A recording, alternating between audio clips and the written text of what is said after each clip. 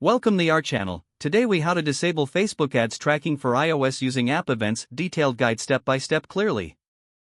To disable Facebook ads tracking on iOS using app events, start by opening your Facebook developer account.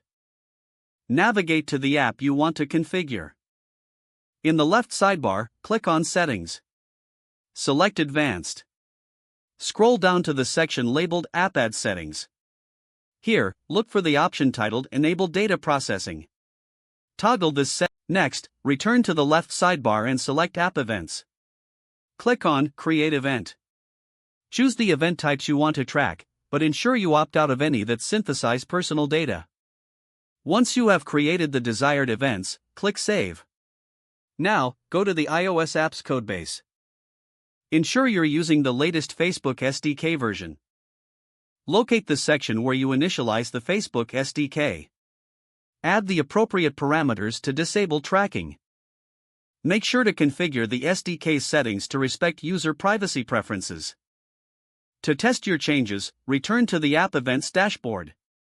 Monitor for any discrepancies in the tracking report. Remember to inform users about their privacy options. Ensure that your app complies with iOS privacy guidelines. After completing these steps, recheck settings periodically for updates. Confirm that all configurations have been applied correctly before proceeding. This will help you maintain user privacy while using Facebook ads. If the page does not load, refresh the browser or try again in a private or incognito window. Make sure you are using the correct email address, then retype it carefully to avoid small typos.